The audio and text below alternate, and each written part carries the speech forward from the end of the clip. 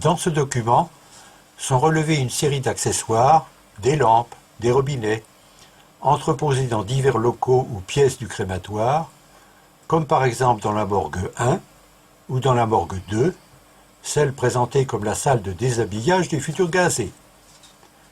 À la ligne 2, celle qui concerne la morgue 2, est indiquée la présence de 4 Drahtnetzeinschiebvorrichtungen.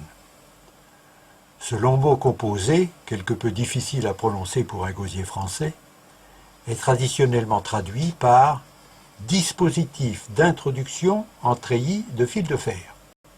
Il est composé de 4 mots: Draht, fil de fer ou fil métallique, Netz, réseau ou treillis, Einschieb, sur lequel nous allons revenir, et enfin Vorrichtung, au pluriel Vorrichtungen, qui désigne de manière générale et un peu vague un dispositif ou un mécanisme susceptible d'un grand nombre d'applications, techniques ou non.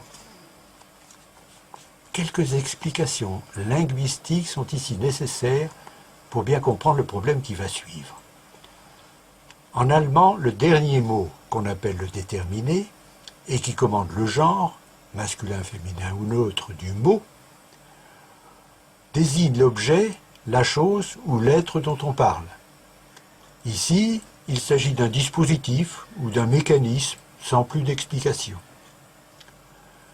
Le ou les mots qui précèdent vont préciser un ou plusieurs caractères du dispositif en cause.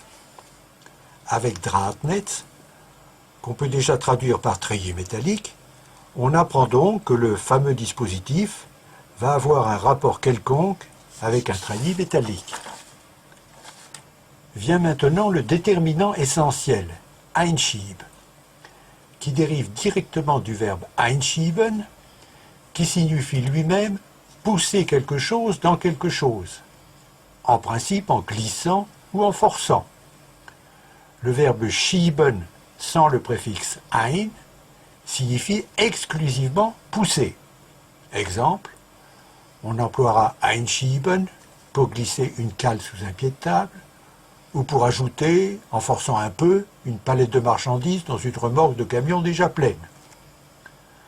En résumé, nous dirons que einschieben peut se traduire par insérer, introduire, sans oublier la notion de pousser, qui est inhérente au mot, et nous noterons au passage que les verbes schieben ou einschieben sont des verbes transitifs, c'est-à-dire suivis d'un complément direct, comme dans une phrase telle que « le chat mange la souris ». Dans les précisions qui vont suivre, nous écartons provisoirement le premier mot « Drahtnetz » qui est parfaitement clair et bien traduit par « treillis métallique ». Toutes ces explications que nous prions nos auditeurs de bien vouloir excuser ne sont pas inutiles, car elles vont nous aider à comprendre pourquoi, depuis 70 ans, la traduction de Einschiebvorrichtung par dispositif d'introduction, sous-entendu du cyclon B, est fausse.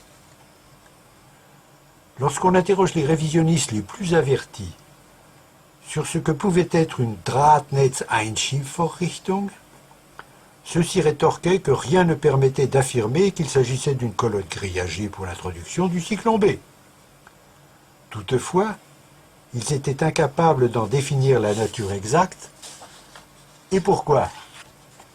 Parce qu'ils restaient obnubilés par l'idée ou l'image d'une colonne grillagée creuse dans laquelle on verse quelque chose. En d'autres termes, tout le monde s'accordait à dire qu'il s'agissait d'un dispositif femelle. Or, d'un point de vue strictement grammatical, on devrait penser le contraire.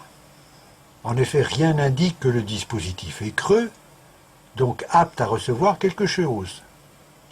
De plus, le mot Einschieb, qui dérive du verbe transitif schieben, pousser, laisse entrevoir non pas un dispositif femelle dans lequel on va introduire quelque chose, mais à l'inverse, un dispositif mâle qui va lui-même pousser quelque chose dans une autre chose. Il existe 2 domaines, qui en réalité n'en font qu'un, où le mot Einschiebvorrichtung est utilisé à l'exclusion de tout autre pour désigner quelque chose de bien précis. Ces deux domaines concernent l'enfournement dans un four incandescent.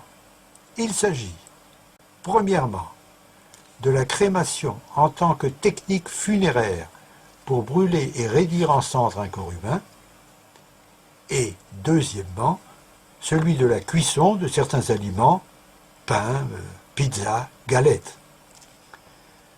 La Einschiebvorrichtung désigne alors une glissière d'acheminement et d'enfournement, automatique ou non, permettant d'introduire dans un four incandescent un corps humain à incinérer ou un aliment qu'on veut cuire. En guise de preuve, donnons 4 exemples de textes ou d'articles montrant qu'une Einschiebvorrichtung est ce terme qu'on utilise couramment dans les deux domaines cités.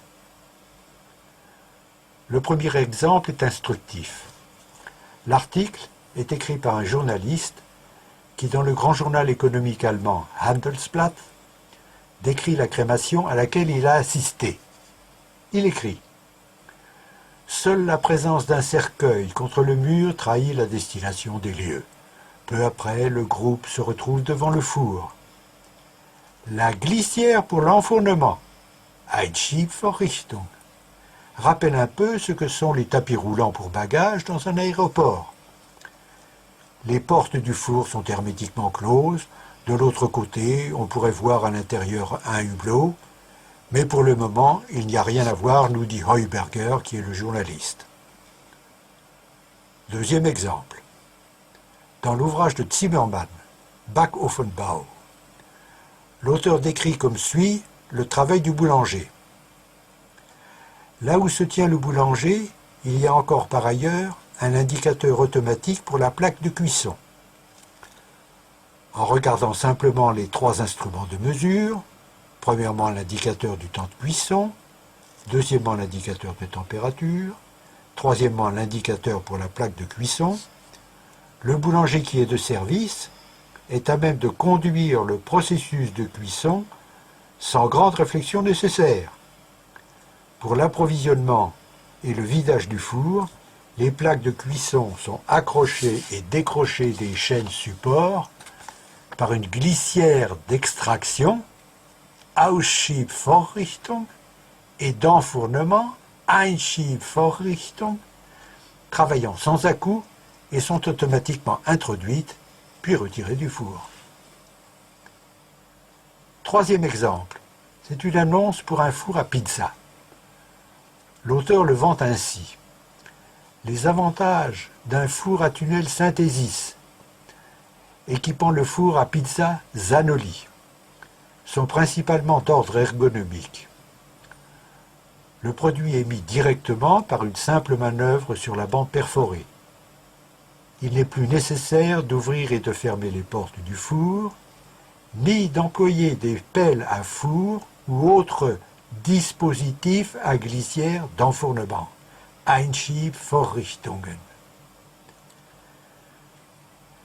Le quatrième exemple est un brevet pour dispositif de production de pizza. Dans la description du procédé, un passage en allemand comporte le mot Einschiebmechanismus. Voici la traduction officielle du passage surligné en jaune en français.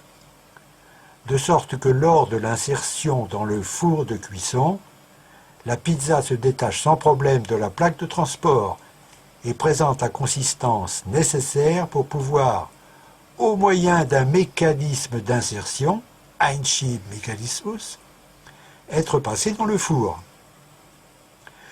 Un deuxième passage comporte le terme Einschiebmechanismus et le morceau de phrase suivant Einschieben in den Ofen. La traduction officielle est la suivante. Et pour former une plus grande surface de pose pour le mécanisme d'insertion, Einschiebmechanismus, ce qui empêche toute déformation de la galette lors de l'insertion dans le four, Einschieben in den Ofen. Une bonne traduction, fidèle au mot allemand des 4 exemplaires de la Drahtnetzeinschiebvorrichtung concernant le crématoire d'Auschwitz pourra donc être glissière avec treillis métallique pour enfournement. Sous-entendu, pour enfournement d'un cadavre dans le four crématoire.